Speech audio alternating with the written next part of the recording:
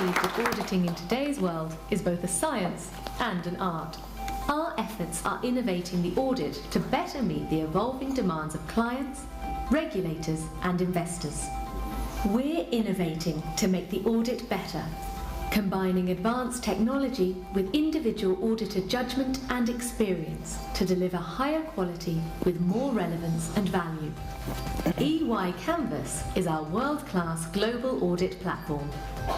We have developed mobile apps that work hand in hand with EY Canvas, further enhancing our clients and EY professionals' digital experience. The apps allow EY professionals to work more efficiently and more effectively for our clients. This approach improves collaboration and enhances flexibility in how we work.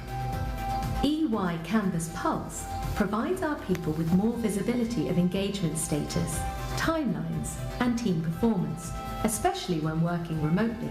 This allows our professionals to remove bottlenecks, focus less on administrative tasks, and more on value-added activities. It also means they can provide real-time status updates to our clients on the go. With its clear and user-friendly displays, EY Canvas Engage allows our people to focus on their specific tasks. The display only shows engagements where they have tasks requiring actions, so they can easily see the work they have to do. This helps to keep the audit moving and meet deadlines. EY professionals can also capture audit evidence and securely upload it into EY Canvas. This is particularly useful when working in a factory or warehouse for an inventory observation, or to gather audit evidence when understanding processes. It also saves our clients time in supporting the audit. The power of this new technology is enhancing our experience in a digital world, how we execute audits, and how we engage and work with clients.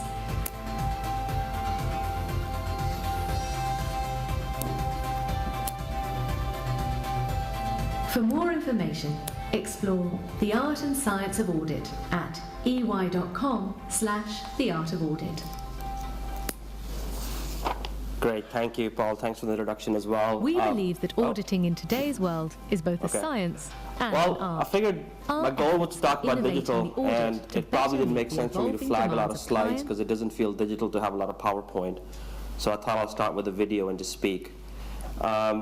The questions I'm supposed to cover is the first one I think is how will you adapt to the digital age? And as the digital leader for EY's assurance practice, probably a question I get the most.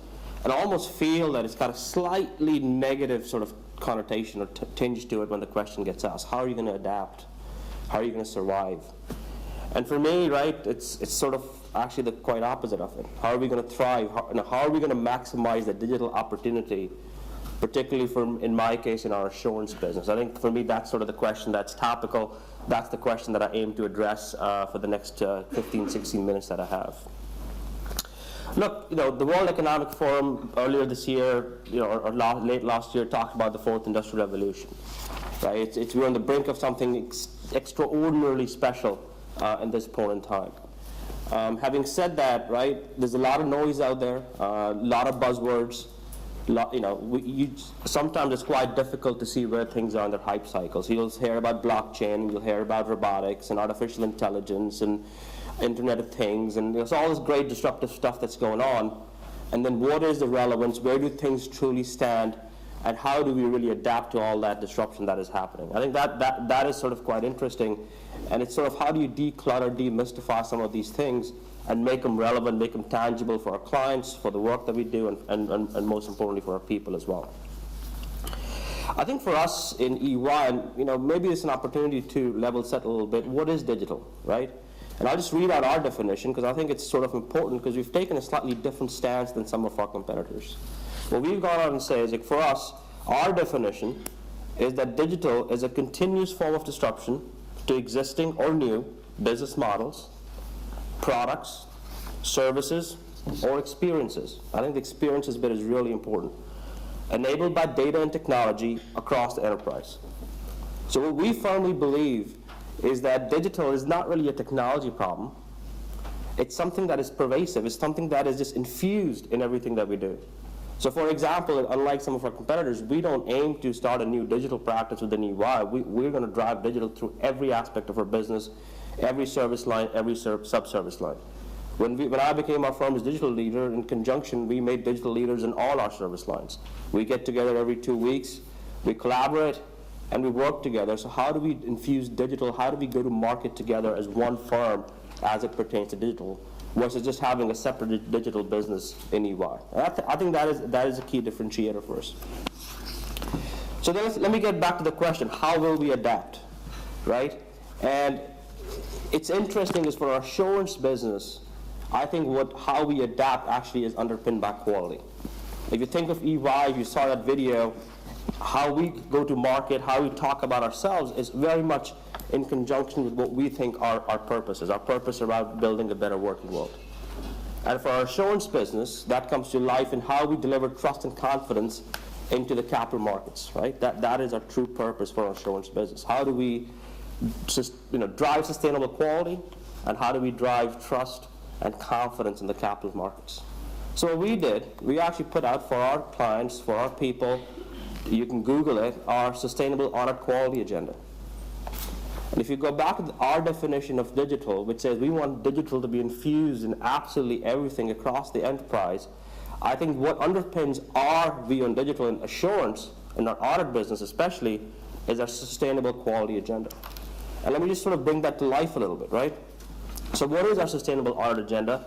You sort of probably are thinking about like what does digital have to do with quality, right? Let's help me connect this a little bit. So I'll just go through some of the key pillars of it, because I think it is quite fascinating. So the first one is tone of the tap, right? So when I think of tone of the tap, it comes to how do I interact with my people? How do I interact with my regulators? How do I interact with my clients, both socially and professionally? And how does that interaction change when I infuse it with digital?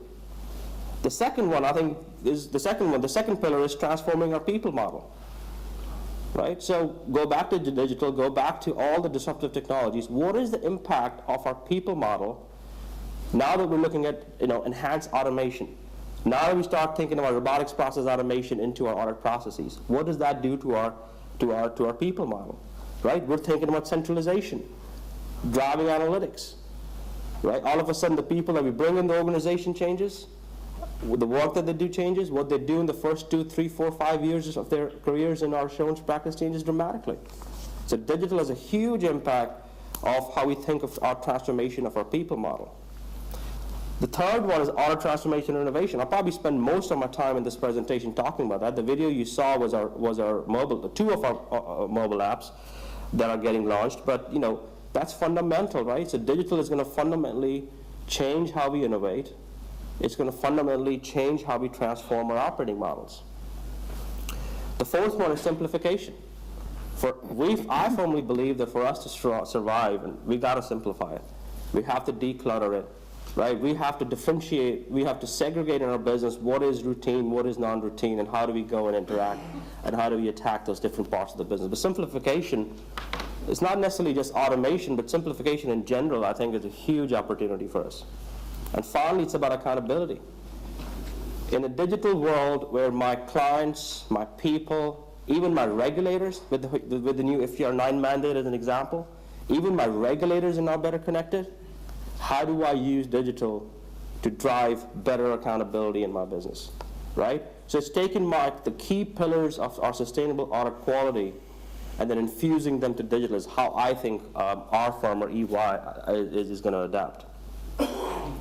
So let me just sort of go down a little bit, because it's talk about the technology and the transformation bit. So you saw the two videos there. It's almost sort of, you get to the end point to say, where do I want to take the business, right? Where do I want to take our assurance business to from a digital perspective? The nirvana is, so today, in the future world, I have technology assets, I have IP, I'm monetizing that IP, I'm selling that IP, and I all of a sudden have a dramatic shift in how I actually monetize my investments. Whereas today, I'm a very sort of people hours focused business. That's fantastic, and that's exactly the direction we're moving to. But what is that path? How do I get there? How do I take 80,000 people, 8,000 partners with me on that journey, right? That becomes critical. So let me sort of build that for you, how that looks like. So transformation for us resulted in 3 phenomenal digital assets, right? These are our 3 global platforms.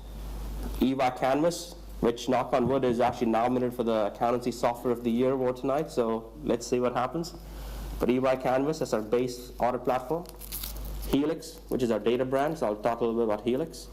And then finally, Atlas, which is our research tool. So we put a lot of money, effort into our transformation, got those three platforms. So Canvas, why is that important? So when we thought of Canvas, we said, listen, it has to be design-led, it has to be practitioner-led. We brought in, it has to be led by our partners, managers, seniors who are in the field day in and day out, get their feedback and get them to develop the platform, right?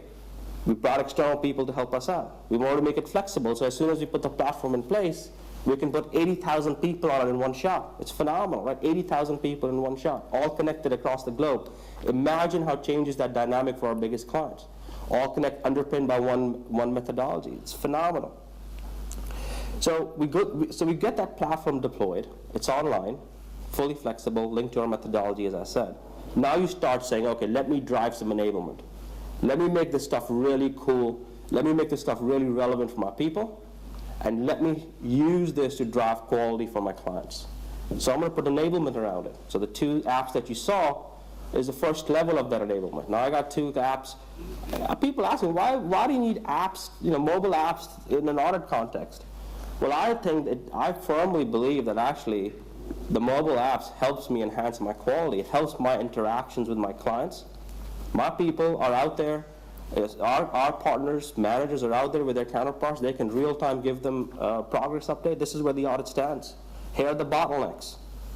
Here's the output of the last piece of work we performed. You saw that piece on the functionality of our staff walking around in warehouses. They don't have to take paper anymore. They can just take pictures, capture evidence, automate straight back into our platform. So I think, frankly, I think without having a really good mobile strategy, it'd be difficult to attract the next level of talent. But even before then, I think it's a huge quality opportunity as it pertains to mobile. So let's build that enablement story, right? So on Canvas, then the next thing I'm going to launch is a client portal. Clients tell me, right, we need to make it easy for us to share data, how we interact with each other, how we project management, how we get rid of bottlenecks. I don't want to share data with you on email anymore. It's not secure. We'll talk about cyber in a minute, right? It's not secure to share it in email. So how can I go and plug myself into my clients' systems, capture data, make it seamless? Because everybody focuses on audit efficiency, but actually the counterpart of it is how can I simplify the time it takes my clients to support the audit process? How can I streamline that? How can I streamline that to the point that it's, especially for the routine sort of audit areas, it's fairly easy to get through. So that's further enablement. Let me pivot slightly, talk about our data brand. It's really important that we think of Helix as a data brand or overarching data brand versus a tool, right? Because it's foundational. Once we capture data, right, we have invested a significant amount of money into a Hadoop-driven platform that can consume large volumes of data, transform it, and drive our audit process. It's phenomenal the amount of data it can. I mean, I've seen trillion-line data sets that can be transformed in a matter of hours. It's phenomenal. But that data then founds the foundation of what my future enablement is going to be on analytics. So day one, I have apps that are running on my processes. Day two, I have sector apps, particular industry apps. Day three, that data becomes the platform for my machine learning, for my robotics, for my artificial intelligence, right? So the data becomes the foundation, because it's very interesting. As I go to clients, many of my clients are not as homogeneous as it pertains to their ERP systems. Many of my largest clients could have 1, 2, 3, some of them have 30, 40 ERP systems running across their enterprise. So, well, what do you think we do from an audit process? We take that data, we put it in a common data model. When I put in that common data model, my ability oftentimes to interrogate that data actually is at a faster clip than my clients, because they have to go and look across multiple ERP systems. So the opportunity that I have to then go deliver insight back to my customers, drive value back from my customers' data, coupled with my insights driven by my industry, my segment, creates a phenomenal opportunity and changes the dynamic of how I interact with my clients. So data becomes phenomenally important. The last digital asset for us that I'll talk about is our Atlas. It's called Atlas. It's our portal. That's the next version gets launched in the next couple of months around our research capability. So we decided that for us to make sure that our people are utilizing the best research assets available, it had to be mobile. It had to be client-facing. A client should have access to it as well. And it had to be something that is fit for purpose for the next sort of 10 years. So it had to be in the cloud. And because what we wanted to do was make sure that we can almost think of it as, can I create a utility for my audit staff that they walk to the audit room with their Siri for accounting research? So what do I do to enable speech recognition, AI, into my research capability? So I have to sort of think of what the enablement has to be down the road, and what technology I would develop today to make sure that's fit for purpose for that enablement, right? And that's sort of where Atlas will get to. I'm very excited about Atlas. So that sort of give you a sense of how were we thinking of adapting in this technological age, right? That sort of just give you a bit of insight of my thinking and our firm's thinking. But then the second question, the second exam question posed today was, well, are you going to compete on technology? As you've probably gathered, I'm tremendously proud of our technology assets. I think we've, best of the best, world class, would compete with any of our competitors in our technology. But are we saying today is, are we going to compete on technology? Well, let's step back from it, right? I think what we're going to ultimately compete on is exceptional client service, right? We want to deliver exceptional client service to our clients. That's what we want to compete on. Technology enablement is a huge opportunity for us to differentiate when we deliver exceptional client service. That's how I think about it. So how are we going to be different? How are we going to be different from our people? I think it also comes down to sort of our culture. Now, when people ask me about innovation, right, what I've just articulated to you is very much a top-down driven innovation. Right? We decided as an enterprise that we need to come up with these core digital assets that make sure that we're fit for purpose for the next decade. But actually innovation, as I think, I'm a simple-minded guy, I always try to break it down into 3 different buckets. Right? I'll talk about incremental innovation, adjacent, and disruptive. My expectation is that every one of my engagements is driving incremental innovation. I want to foster that culture that my people have time and capacity to drive incremental innovation every one of my engagements. Now, when they drive that innovation, I want to then go and spot those bubbles of opportunity that I can then blow up, bottom up, to say, let's make it pervasive. Like, hugely important. Adjacent is the next sort of platform that we'll develop. So I won't spend too much time on that. And the truly disruptive stuff, how do I create a commercial model that lets me invest in and make bets on the truly disruptive stuff that maybe is 3, 4, 5, 10 years out, right? How do I change the way I think about it? How do I learn, as an organization historically, right, if you think of EY or any of our competitors, right, failing is not an option. You always have to win, succeed. That's the culture that we grow up in. We're winners.